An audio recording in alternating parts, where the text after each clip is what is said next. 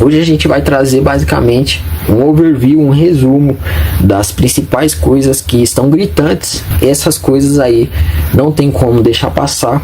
Se não consertar isso aqui, a economia do Brasil nunca vai crescer. E esse daqui é inclusive uma extensão de um vídeo que a gente fez anteriormente aqui no canal, falando sobre do porquê a economia do Brasil nunca cresce.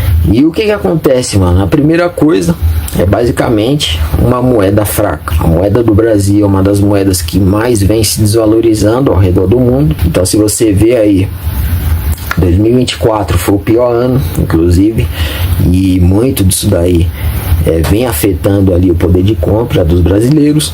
Claro que a desvalorização de moeda está atrelada à inflação, então você tendo ali uma inflação descontrolada, você vai ter a sua moeda desvalorizada. Se começar a imprimir dinheiro, a questão fiscal estiver muito ali descontrolada, a impressão de dinheiro excessiva, então você vai ter a sua desvalorização de moeda, você vai perder o seu poder de compra. E é o que a gente está vendo acontecer lá na Venezuela. A moeda da Venezuela está destruída, muito por conta de impressão infinita de dinheiro, impressão de dinheiro não produtiva. A gente viu o caso da Argentina, como que a Argentina estava antes do Milei entrar, por conta de impressão de moeda. E o Milei, inclusive, na Argentina, ele ganhou basicamente com a promessa de diminuir esses gastos públicos excessivos que estavam desvalorizando a moeda do país, entendeu? Então você vê que chega um ponto onde a impressão excessiva de dinheiro, os controle fiscal, o excesso de gastos públicos, todas essas coisas aí, elas sobrecarregam tanto a economia que chega uma hora que as pessoas, a população se cansa e acaba elegendo um cara ali que vai resolver esse problema. Não tem como um país ser grande, um país ser poderoso se a moeda dele for fraca. Então você vê lá o caso dos Estados Unidos. Estados Unidos é forte porque o dólar é forte.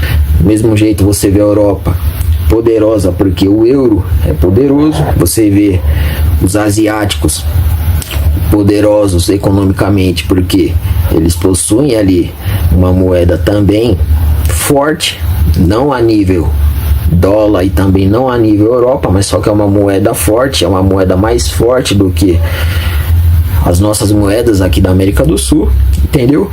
E é por isso que esses povos possuem mais poder de compra do que a gente aqui do Brasil, a gente aqui da América do Sul.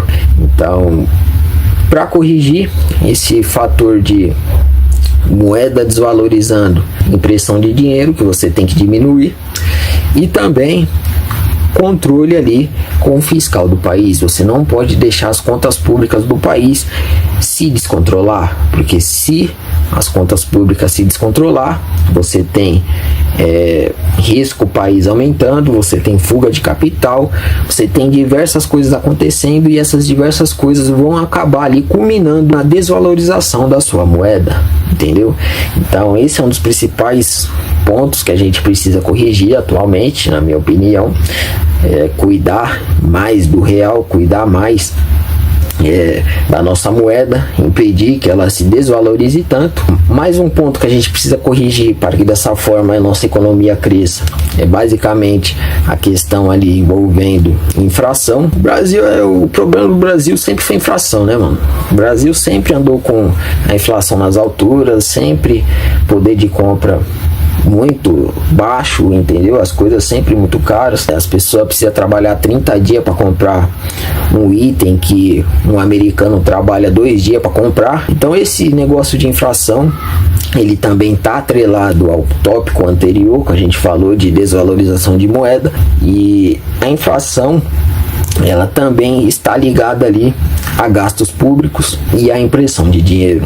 Então é mais um negócio que está interligado ali com a desvalorização da moeda. Até tudo que a gente vai falar aqui é uma coisa que está interligada na outra, é uma teia que envolve diversas coisas que estão ali juntas, entendeu? E essas coisas juntas estão ali afundando a nossa economia, e a inflação é uma dessas coisas aí. E sendo um dos percussores da desvalorização da moeda, a inflação, ela também acontece muito por conta do excesso de gastos públicos. Então, quanto mais o governo imprimir, mais a inflação vai subir, dado que se você possui uma sociedade e você não aumenta a produtividade dessa sociedade, tentando gerar mais empregos, tentando diminuir a burocracia para pequenos empresários, pequenos empreendedores, se você não diminui o custo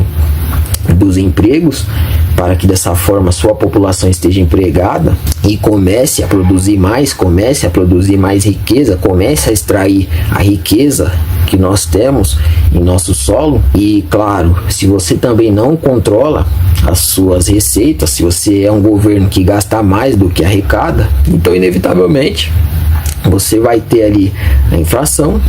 Não tem como você diminuir a inflação se você não aumentar a produtividade. E por que eu falo tanto de produtividade quando a gente fala de inflação? Produtividade e gastos públicos, entendeu? Os dois fatores que contribuem ali para a disparada na inflação. Tem outros fatores também, como o dólar, tem vários outros fatores secundários, mas na minha opinião, os principais aí envolvem gasto público e produtividade, entendeu? Produtividade porque se você aumenta o salário da população, essa população vai ter mais dinheiro para gastar. Mas só que se tiver menos produto disponível para essa população comprar, então a inflação vai subir. Isso aqui é o básico, entendeu? Se você tem uma geladeira e 10 pessoas com dinheiro para comprar essa geladeira ela vai se tornar extremamente cara. Agora, se você tem 15 geladeiras e 10 pessoas com dinheiro para comprar essa geladeira, então o preço dessas geladeiras tenderá a cair. E como é que você faz para ter 15 geladeiras disponíveis para 10 pessoas? Você aumenta a produtividade, você facilita a geração de empregos, você facilita a vida das empresas que constroem geladeiras, para que dessa forma essas empresas possuam capacidade de produzir geladeiras suficiente para todo mundo. Então, estou falando de maneira rasa aqui, é só um resumo, claro que é mais complexo do que isso, entendeu?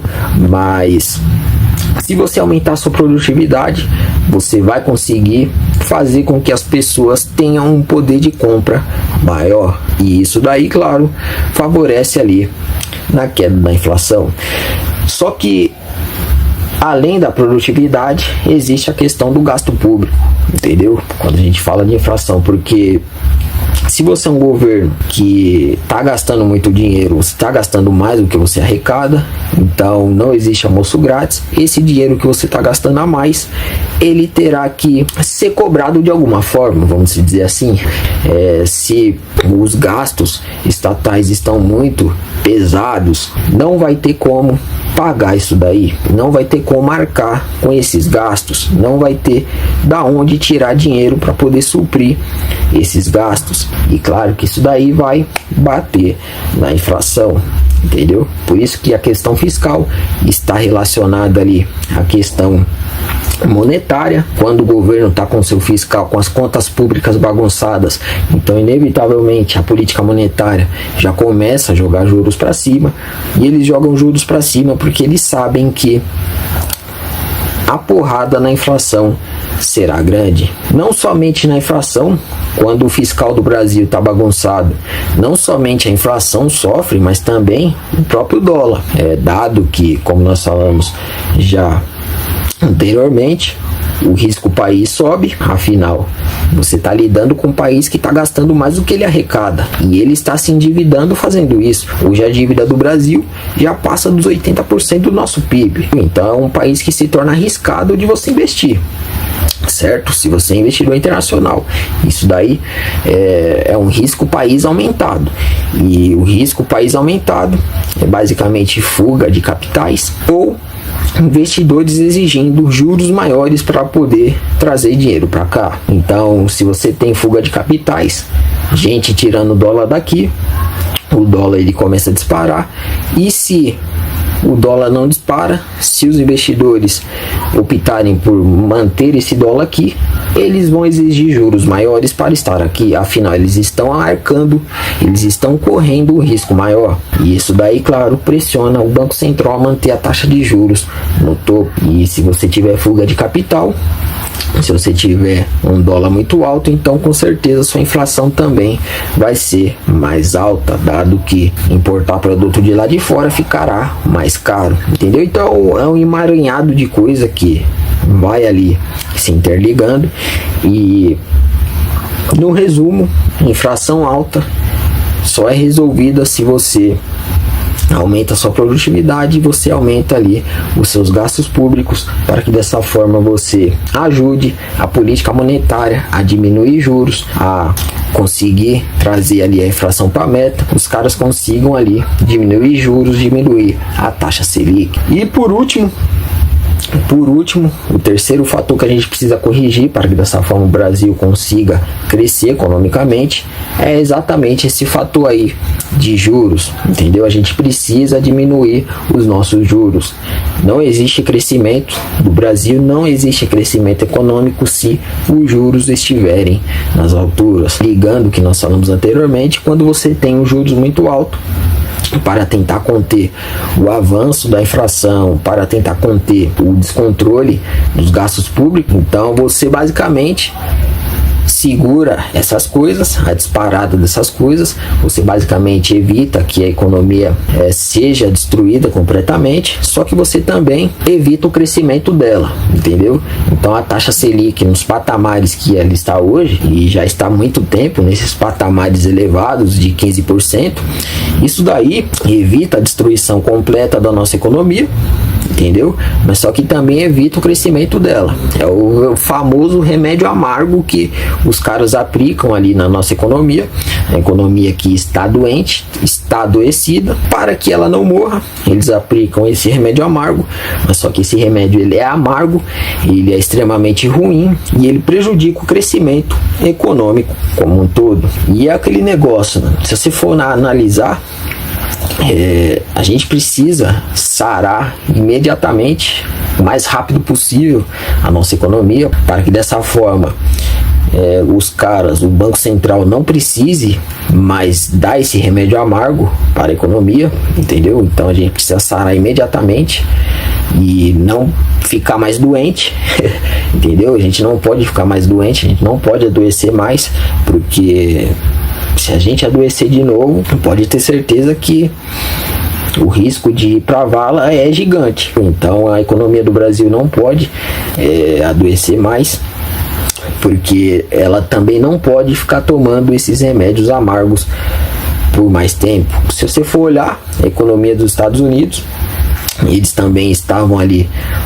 começando um pouco a ficarem doentes também, e o Banco Central se viu obrigado a aplicar um remédio amargo na economia deles também, subindo os juros para casa dos 4%, entendeu? E o Trump já está desesperado para cortar juros já, entendeu? Se você for ver aí a briga que ele teve lá com o Jerome Powell, o Trump quer cortar juros de qualquer jeito, mano. O Trump tá desesperado. Tira esse remédio aí imediatamente da minha economia. O Lula tava desesperado para cortar juros aqui também, brigando com Roberto Campos, o presidente do Banco Central indicado pelo Bolsonaro. O Galípolo entrou, manteve os juros nas alturas também. Aí o Lula não falou mais nada, entendeu? Mas só que no fundo, todos os presidentes, todos os governos querem que os juros estejam baixos, porque eles sabem que juros baixos é sinônimo de desenvolvimento econômico. Quando o juros está baixo, fica mais fácil para o empreendedor tomar acesso a dinheiro, tomar acesso a recursos, fica mais fácil para as pessoas saírem das dívidas, entendeu? Fica tudo mais fácil, tudo favorecido ao desenvolvimento econômico. E é por isso que, se você for ver, as maiores economias do mundo, Japão, Europa, Estados Unidos, essas economias, elas possuem juros baixos, moeda forte, inflação controlada e juros baixos. Eu não vou nem citar a questão fiscal aqui, porque os Estados Unidos tá com o fiscal um pouquinho ali alavancado, mas mesmo assim é check nos outros fatores que são importantes, entendeu? Moeda forte, inflação controlada, juros baixos. Enquanto você vê que os países subdesenvolvidos, as economias que não são desenvolvidas, os países pobres, esses países aí, eles possuem juros altos, moeda fraca, moeda desvalorizada, fiscal bagunçado, questão fiscal extremamente desregulada, entendeu? E inflação sempre nas alturas. Olha lá a situação da Venezuela, olha a situação da Argentina, olha a nossa situação aqui nos últimos anos, olha os outros países da América do Sul, olha os países da África. É sempre o mesmo roteiro, é sempre o mesmo parâmetro. Então, nem vou alongar muito mais não, já falei demais, já passei já do que tinha para falar aqui. Em breve a gente traz mais sobre esse assunto, então já se inscreve no canal, se junte a essa causa, porque juntos em breve você já sabe que nós seremos ricos.